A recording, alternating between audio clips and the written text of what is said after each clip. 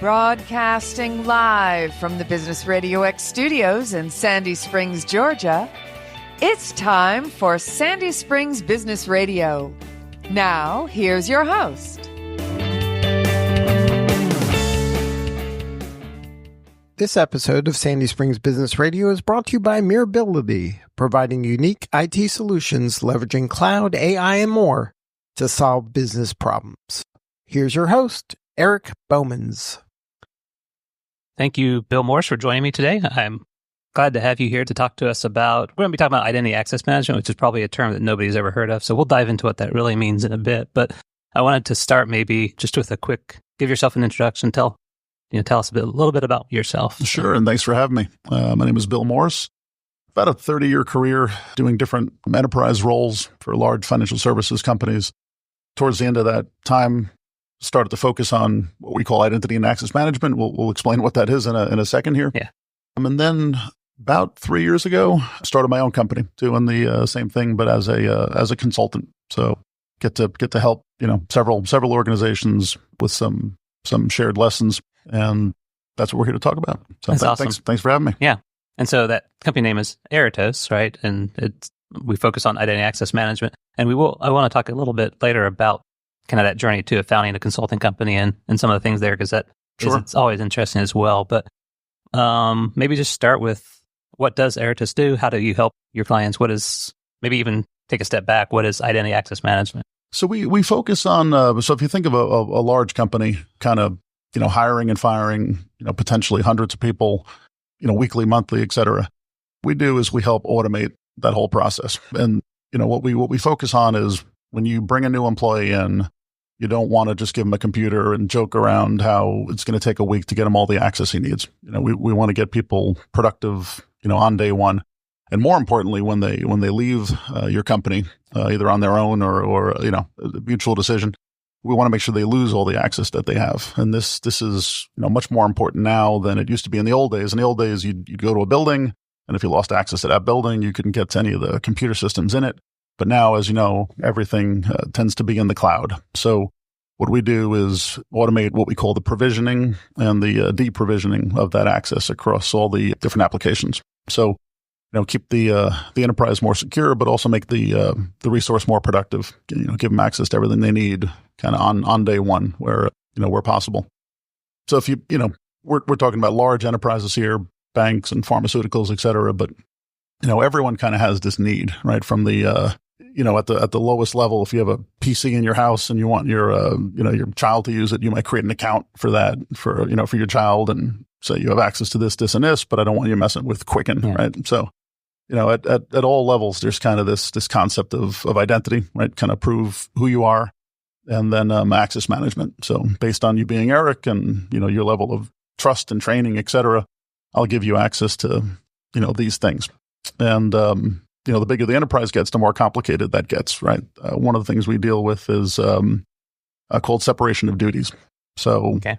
Maybe if you have this access over here, I shouldn't give you that access over there. You shouldn't be able to, approve your own timesheets or, write checks and then, make journal entries that kind of, wipe away the fact that you wrote that check, so stuff like that. So, it gets more complex. The more complex the business gets. But it's basically the same thing as just, that first use case of, based on who you are, I only want to give you access to what I feel comfortable giving you access to. So that's IAM in a nutshell. Gotcha. And I think something to point out too is that not only when the employee starts and leaves, but even in the middle, as they get promoted, as things change within the organization, they may also gain access. Because I'm thinking a lot of breaches happen when an individual's computer gets hacked through, ransomware or something, and then whatever they have access to is the target. Yeah. And so if they have access to something that they shouldn't have access to because they've either changed departments or it was poorly managed, that kind of access control I think matters too. So it's not just that beginning and end. No, definitely. There's a lot of concepts. So there's a concept of what's called least privilege, right? So you should get the least amount of privilege to do the job that you're supposed to be doing. But in the industry, we have different jokes, right? So we call people pack rats, right? If you've been in an enterprise for a decade and changed roles 3 times, sometimes people are afraid to remove permissions because they might need you to kind of come in and help them out, that kind of thing. But, over the course of a long career, you might have access to too many things. So that's one of the things that IAM looks at, right? Do you have roles that can conflict with each other over time? And right. As people leave departments, they should lose access to the old department and just have the access they need for the new department they're moving to. So great point. Yeah. And so understanding the kind of complexity, like you said, as the organization gets bigger, they'll have multiple systems. But even a small company now will have multiple systems and probably a login and account in each of those systems. Mm-hmm. So the complexity may vary, right, depending on the organization size. What is it? How does Erados come in and help? What is kind of that first type of engagement, if you will? It differs. So one of the things we offer is called a IAM maturity assessment, and the use case there will be typically a new CIO, new CISO. There'll be a merger. There'll be a divestiture. Something significant will happen, and someone will bring us in and say, "Hey, just give us an inventory of what we got from an IAM perspective." Sometimes they have 2 or 3 products to do the same thing. So, help us rationalize this. Can we get down to 1? Is there a good reason to have 2 products to do the same thing? A lot of times the event will be, like I said, either a merger or a divestiture. So you've got to figure out, how do we combine these different user stores or split them out? And a lot of times with, big organizations, the divestiture is announced. We're gonna spin this company off, et cetera. But there's a period of sometimes a year where the company that was spun off still has to use systems at the parent company that spun them off. But there's a limited amount of stuff you want that spun off company to have access to. So we'll kind of come in, look at the whole picture. A lot of what we do from an architecture and strategy standpoint is draw pictures, right?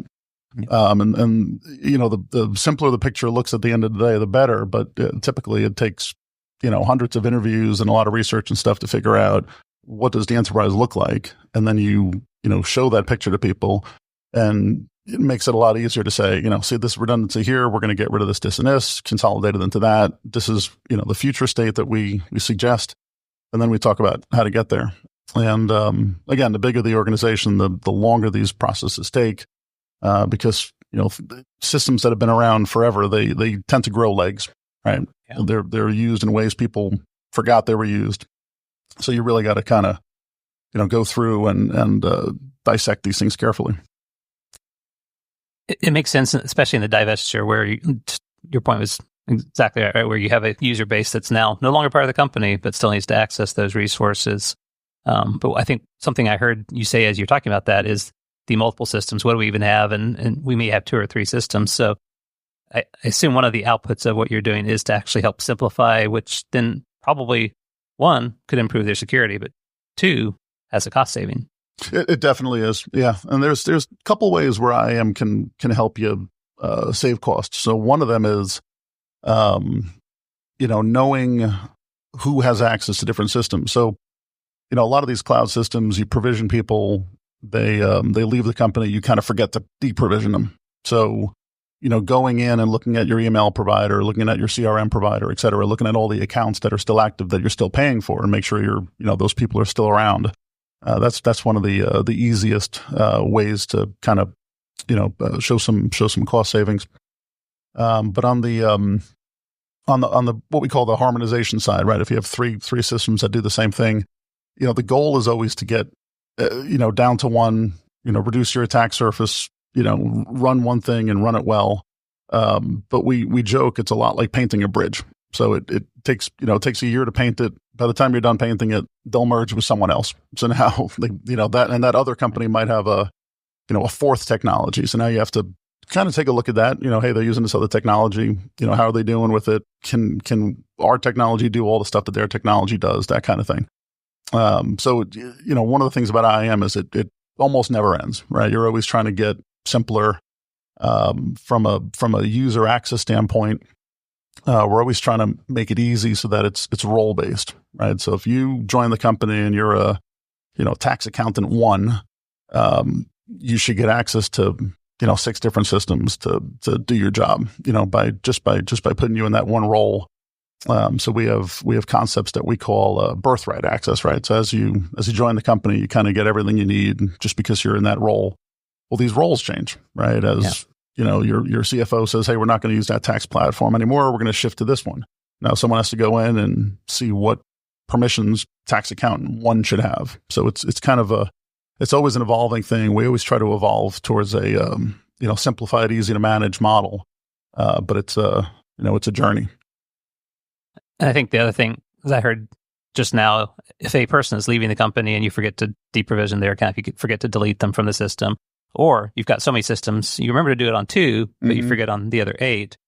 If you also are either interested in going through an audit, a security audit like a SOC 2 or something like that, that's something that the auditor is going to check. Yeah. And then they're going to have all sorts of questions about, like, why is this person still in your system if they haven't worked for you for 6 months? Right. And so, right. It's an uncomfortable conversation. Exactly. So if you are thinking about that sort of audit or already under it, having something like this looked at and fixed is almost a critical item at that point. Yeah. That's one thing we've seen. Auditors love automation. They love the ability to push a button and run a report.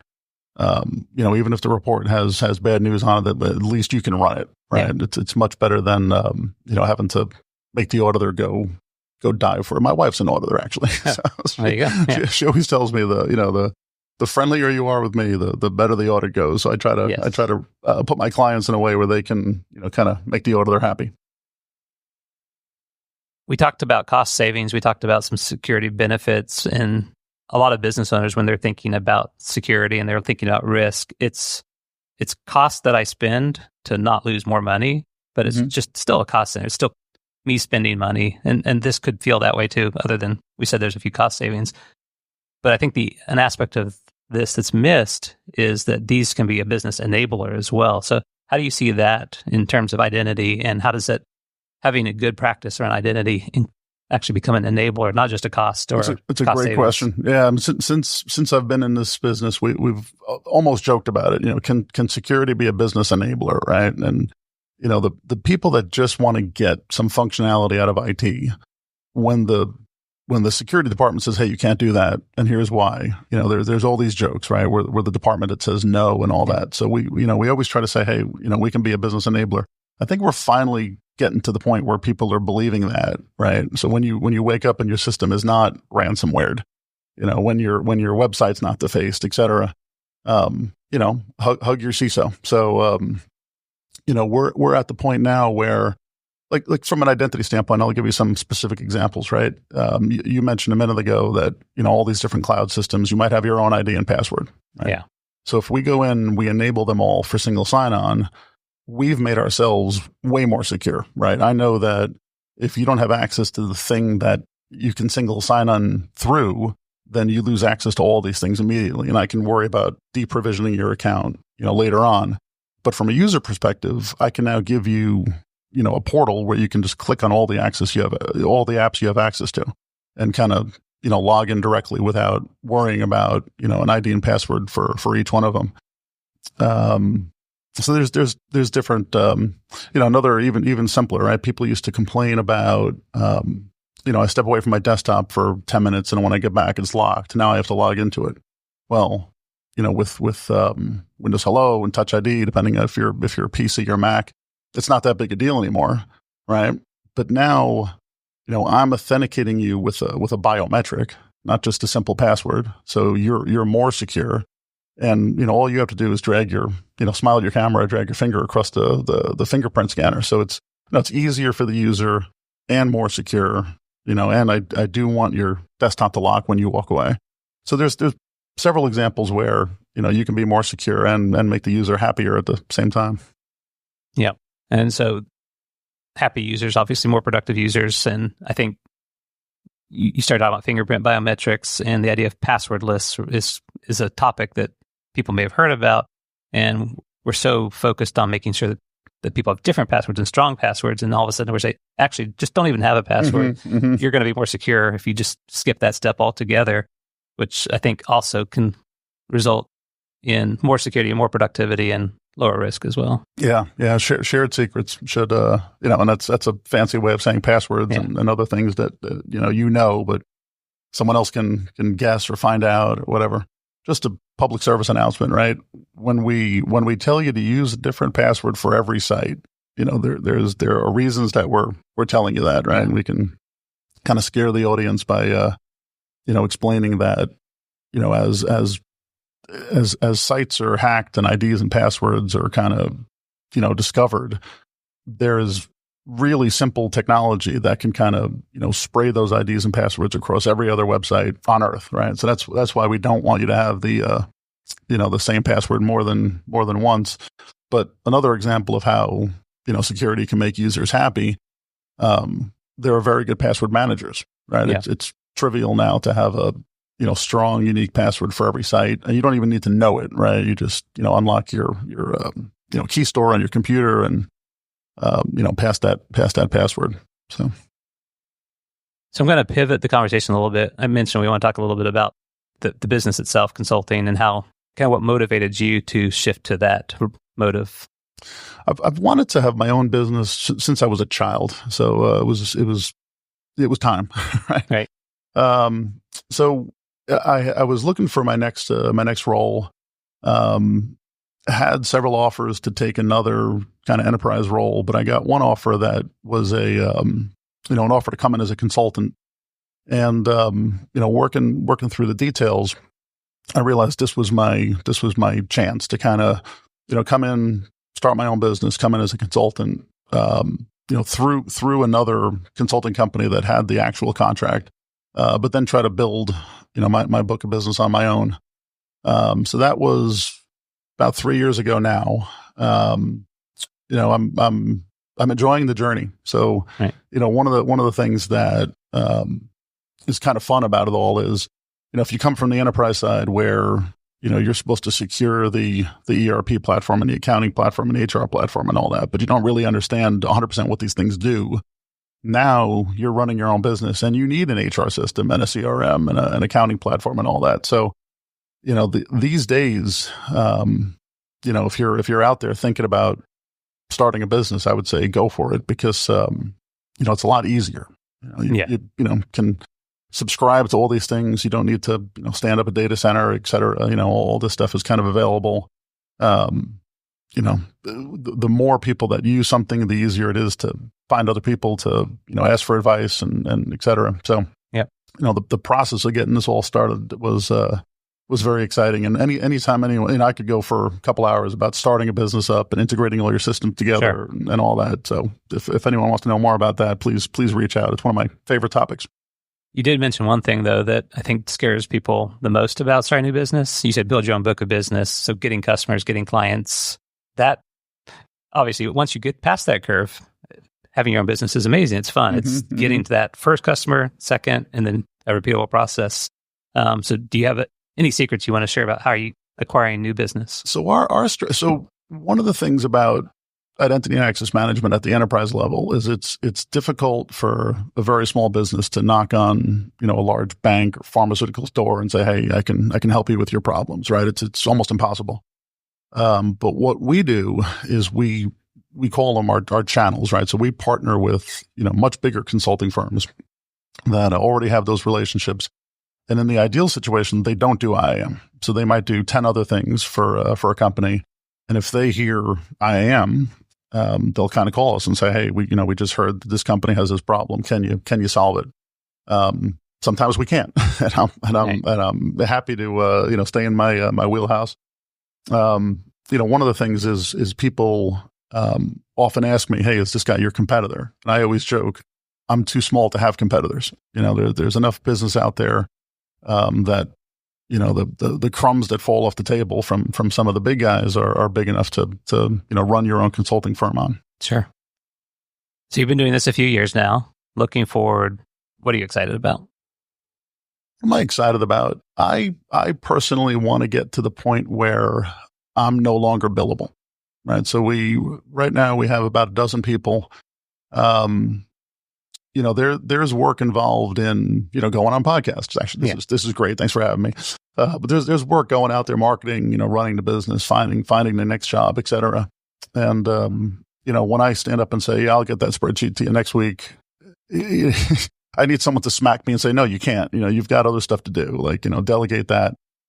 So 2025 is going to be the year where, Bill is less billable. The guys in the office are kidding about that. But also want to get bigger. We have some revenue targets for this year that we think we can hit.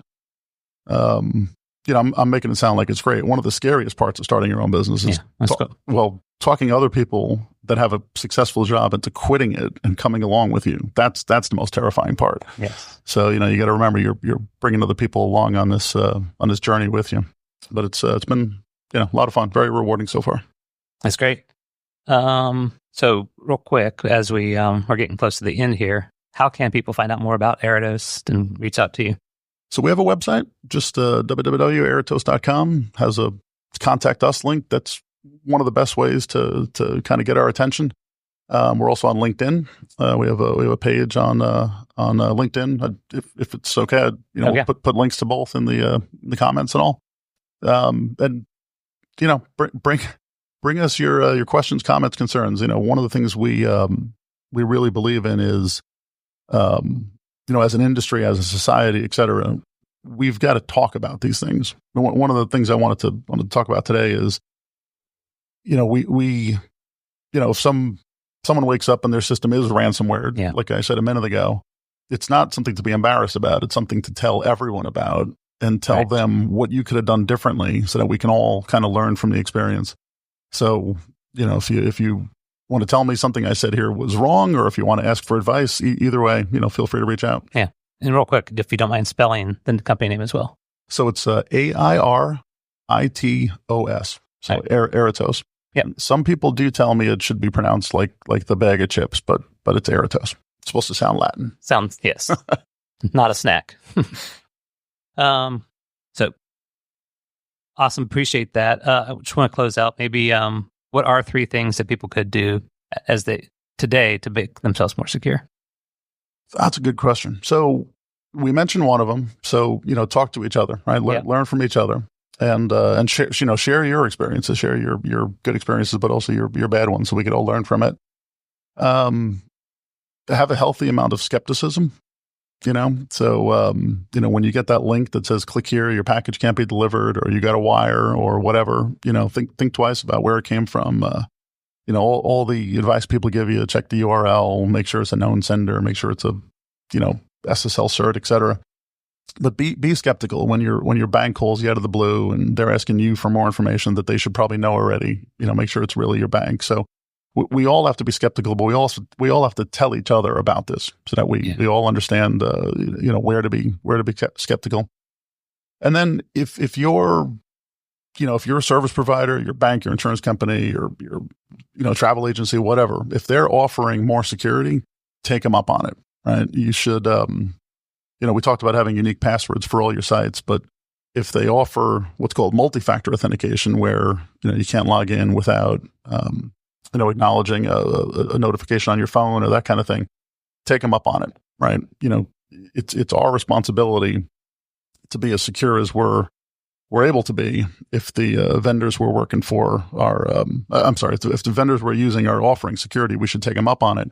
And if they're not offering these levels of security, we should push back and ask for it. Reconsider different vendors, right? Right. Yeah. Part of due diligence, right? Exactly. Well, thank you again for coming. I appreciate the time and the insight, and look forward to next time. This was great. Thanks for having me.